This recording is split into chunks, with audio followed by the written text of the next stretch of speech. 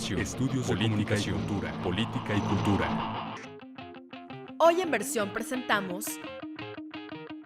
En el arte está la violencia o toda representación presupone una violencia o supone una violencia. El tema de lo sublime pone en juego esta relación entre el arte o entre la experiencia estética, lo incalificable y el límite de lo tolerable. But artists cannot help but find a certain beauty in violence, and that's part of their irresponsibility, but it's part of the way in which they push certain limits.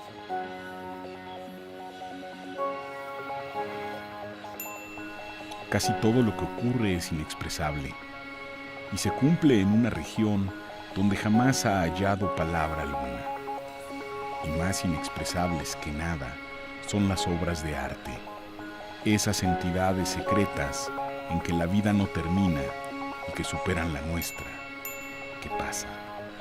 Rainer Maria Rilke.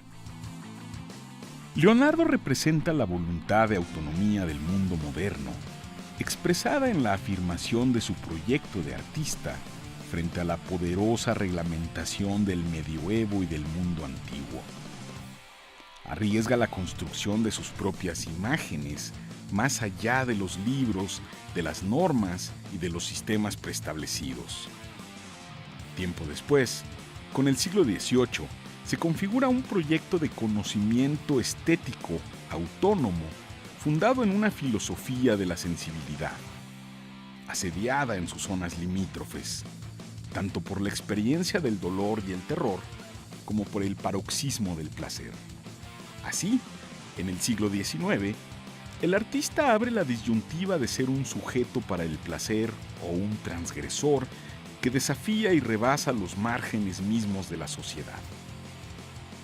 Es por eso que la tentativa artística puede pensarse como la posibilidad de replantear y romper las normas en las zonas inéditas de la experiencia. Un momento quizá esclarecedor en la historia de la cultura, ¿no? Es quizá el siglo XVIII. Como muchas cosas, este es un momento cardinal.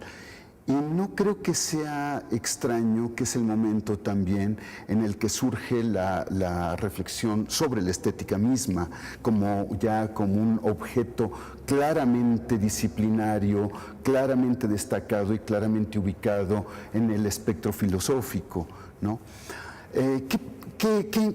¿Cómo entender este proceso? En principio, por la primacía de la sensibilidad.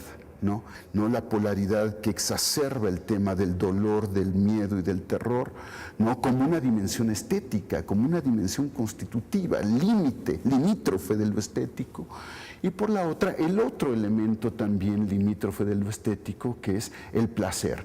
Ahí donde efectivamente ya el tema de la forma estética tiende a desdibujarse en esta especie de intensificación dominante de la experiencia pasional y de la experiencia sensorial del placer, ¿no? Something changed in the middle of the 19th century where artists came to define themselves more and more as outside society. And Charles Baudelaire, the famous French poet, had this famous phrase once where he said, in the modern world, the artist has two options. He can be a dandy, that is, he can enjoy all of the pleasures, even the superficial pleasures of the modern world, or he could be a criminal. Now, he didn't mean literally a criminal who kills and robs, but he means an outsider, someone who violates the laws, someone who violates the ethical codes of the world. And since the middle of the 19th century, I think, in the Western world and elsewhere, the artist has come to define himself as an outsider, and violence is one of the principal ways in which the artist shows his transgression. Leonardo escribe sus famosas recomendaciones, su currículum, ¿no? Para entrar a trabajar con los Sforza. Dice muy claramente, yo valgo por lo que sé y no por mi apellido, no por la ciudad de la que vengo y no por la corporación a la que pertenezco. Valgo por lo que yo sé hacer, ¿no? Es decir, está en cierto modo sentando las bases, ¿no? De esto que podríamos llamar lo más propio del mundo moderno, ¿no? Que es el hacer las cosas a modo. ¿No? Es decir, ya sin la referencia a un orden jurídico, a un nomos, ya sin referencia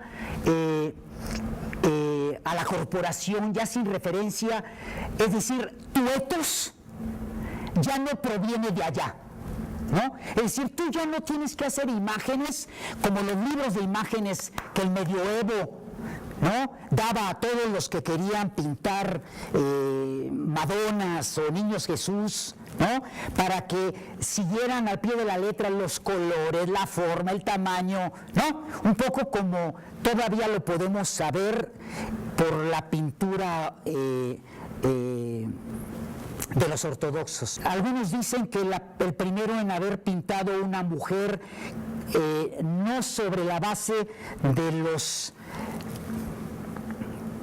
reglamentos que había para pintarla fue Leonardo, ¿no?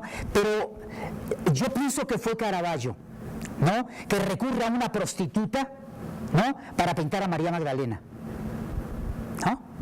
Es decir, ya no recurres al nomos, ¿no?, de ningún libro de imágenes, de ninguna corporación, ya no te ciñes más que a tu propia ley, y es ahí lo que es quizás propio del artista moderno, que no es sino siguiendo a su modo. Entonces la historia del arte es una historia extraordinariamente compleja, donde se conjugan múltiples ámbitos de normatividad, juegos de poder, etcétera, y al mismo tiempo la capacidad del propio arte de estar permanentemente en condiciones de tensión y de desbordamiento de estos elementos normativos.